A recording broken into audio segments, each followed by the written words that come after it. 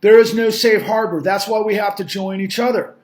And I need to get you freaking extremely pissed off. Okay? Look, I'm a competitor, always have been. I want you to think about a couple of these analogies, right?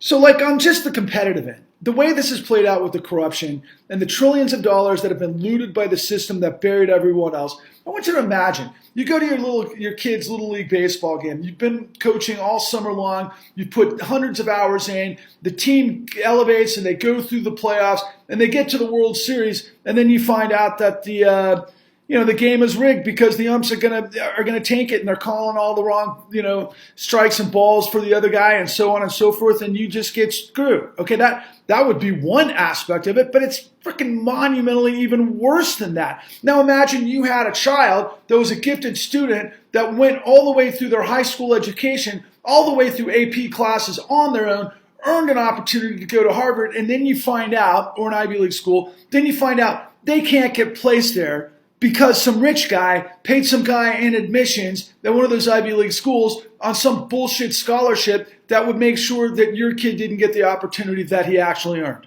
Now that would be really something too, right? Okay, those are two examples of what we're talking about, but it's really what I'm talking about. Those would be really mild in comparison to what it really is. So I've got more and more and more information every day that comes at me, and I have for years, of insane criminality that takes place in our courts in the United States, where foreclosure mills and servicers just doctor up documentation fabrication to be able to foreclose and steal people's house, many of whom have never been behind on their mortgages, especially if they happen to be in the minority persuasion and they don't have the resources for someone to stop them. This thing has been out of control. So imagine this. Let's say your daughter, the girl you love more than anything in the history of your life, ends up going to college. She goes to a fraternity party. You think that everything is safe and everything else, but you find out she gets roofied.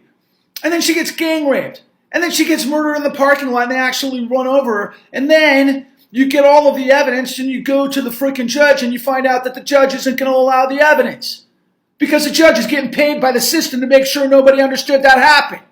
Okay, well, that would be freaking absolutely insanely horrific. But what if you also found out that the judge was getting paid a whole lot of money while they were stealing your money?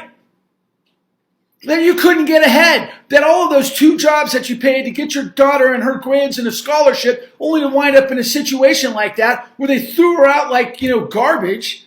That's what they've done to millions of people. Tens of millions of people in this country.